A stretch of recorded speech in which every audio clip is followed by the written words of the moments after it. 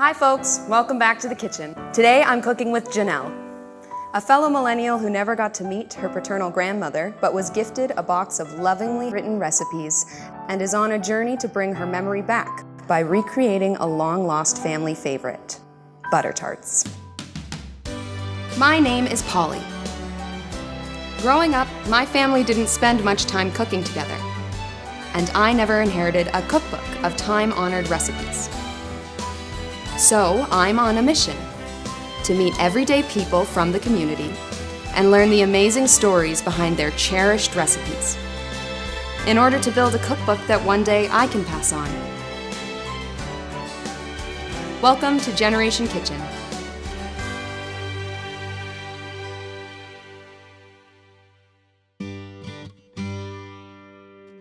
I nominated my daughter Janelle, and the reason is because I think she would really appreciate the tradition of sort of the Canadian British style of cooking, and butter tarts in particular, a quintessential Canadian treat.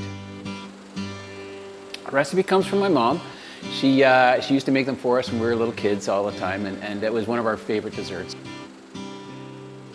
My grandma, she passed away before I was born, so I kind of inherited a recipe box from her. It's this cute little tin.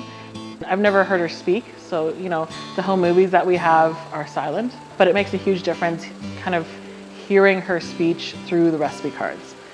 I decided to do butter tarts because it was the recipe that my dad kind of felt closest to his mom when it's mentioned. You know, when you say butter tarts are ready, or in our case, Tutter Barts are ready, we come in, we laugh, we smile every time.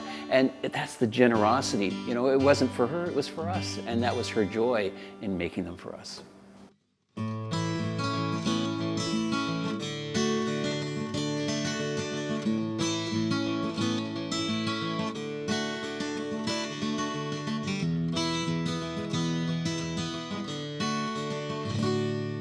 So let's get started. What are we gonna do first to make these butter tarts? So we're gonna do the pastry first, and the pastry's really interesting. So it's a journey, we'll see. Okay. So do you wanna hand me the flour, and we're also gonna get the butter and shortening. And this is like a really cold bowl, right? Yes, so it has to be, that's the key with pastry apparently. That's the rumor on the street, is they have to be like icy, icy cold to get the right texture. So I'm going to start with these.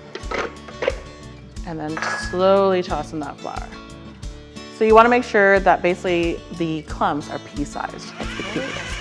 Here you go. Alrighty. Okay. So the next thing we're going to do is we're going to toss in the brown sugar as well. Thank you.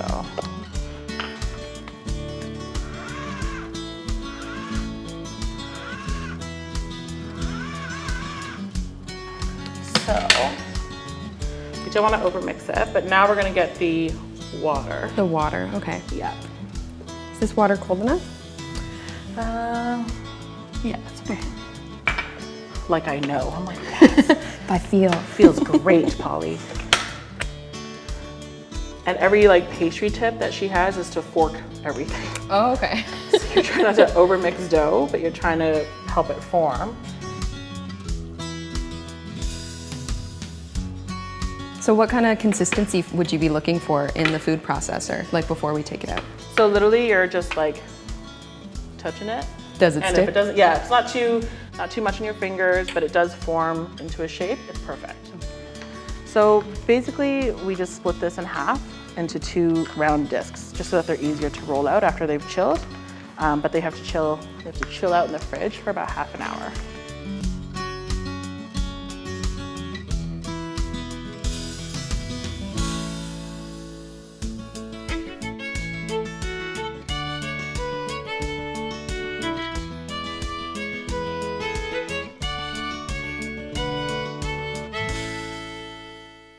So while the dough's chilling, we're actually gonna make the filling for it, which is really simple and super sweet. We're gonna start with actually getting the raisins going. Okay. So what we wanna do is cover these raisins in hot water and let them sit, just so that they're primed for baking. Okay. Just enough to cover the raisins. So we're gonna do, and if you want to mix things up with me, you're more than welcome to. I would love to. Do you wanna plop the butter in there? Yeah. So the next thing we're gonna do is we're gonna toss in the brown sugar as well. I'm gonna pour the corn syrup in here. Okay. And specifically, she said golden in her instructions. It has to be golden corn syrup. This is a old but new family recipe. Are we going to be eating it for the first time today? My dad will be eating them for the first time since his mom. Wow. Yeah, how do you feel about being the one to bring them back? I'm a little nervous. Oh.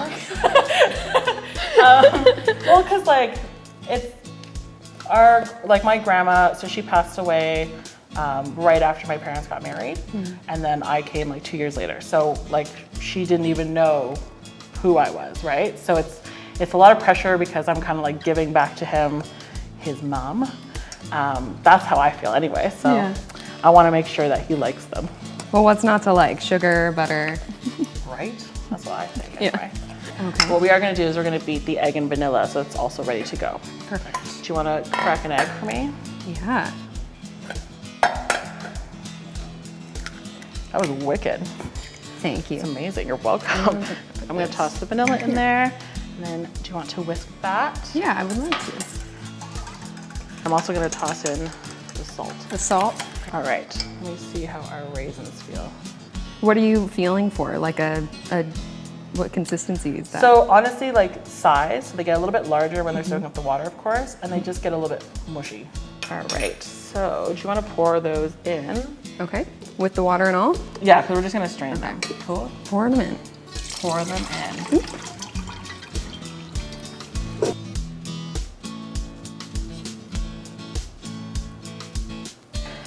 So we are incorporating them into our filling mixture. I'm going to toss it there as well. Put this further.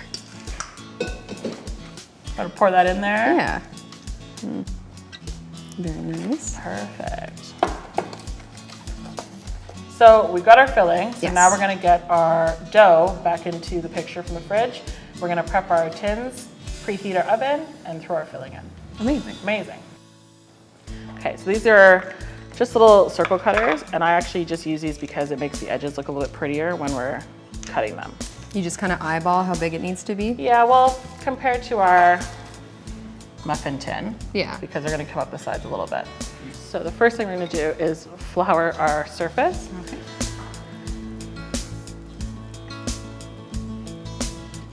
And the other tip is we flour our, yes.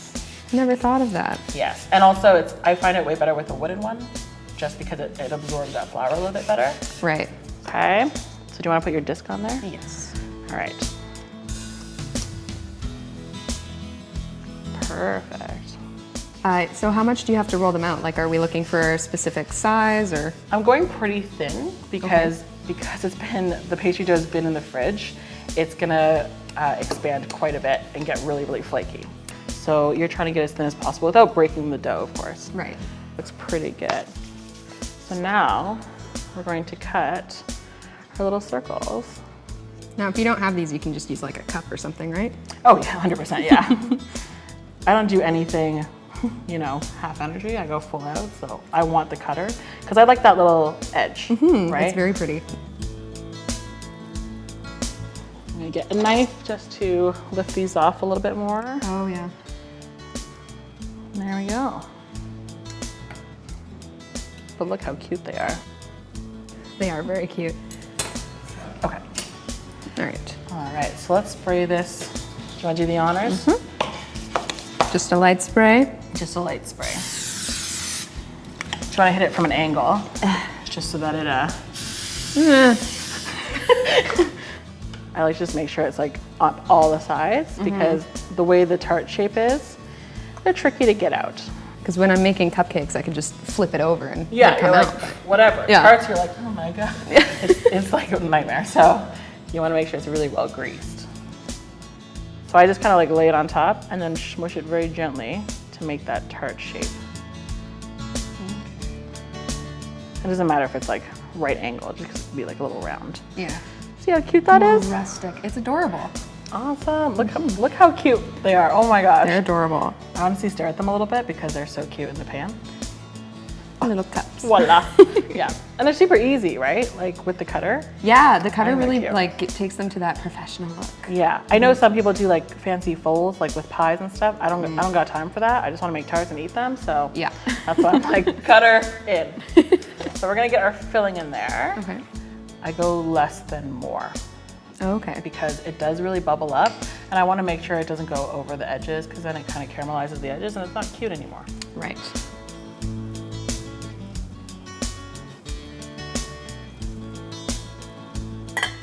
Look at that. Those are so gorgeous. They're so cute. So we're gonna put them in the oven. Our oven has been preheated to 450. We're gonna toss them in there, and they take literally 15 minutes. So you're looking for them to be like bubbly, but browned, and then they're ready to go. Okay. Yeah, so I'm gonna toss them in.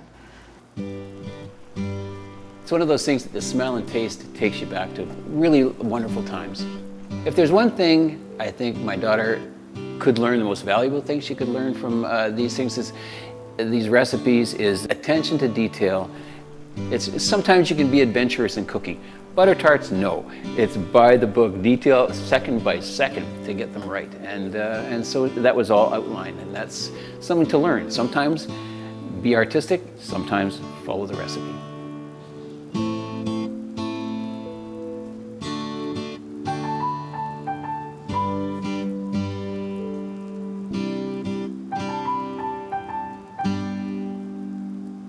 These look beautiful. I'm actually super proud. Like, I am obsessed with them. Like I said, they're super, super cute. They look just tiny little pies. Bite size. I know. Well, let's get your dad in here to eat some of these.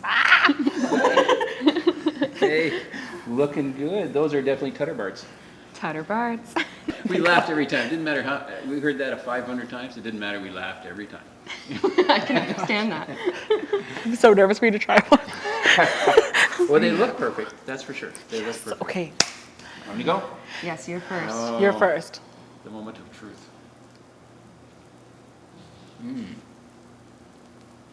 The crust is perfect. Really? Oh, yeah, yeah.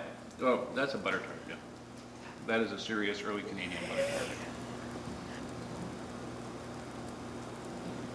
Cheers. Oh, Cheers. Yeah, go for it. Yeah. Baking with Janelle made me rethink what it means to inherit a recipe or a cherished item from a family member no longer with us.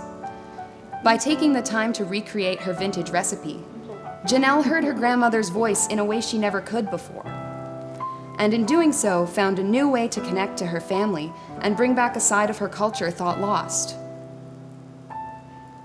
Maybe it's time I go exploring in my own attic and find what history might be waiting for me.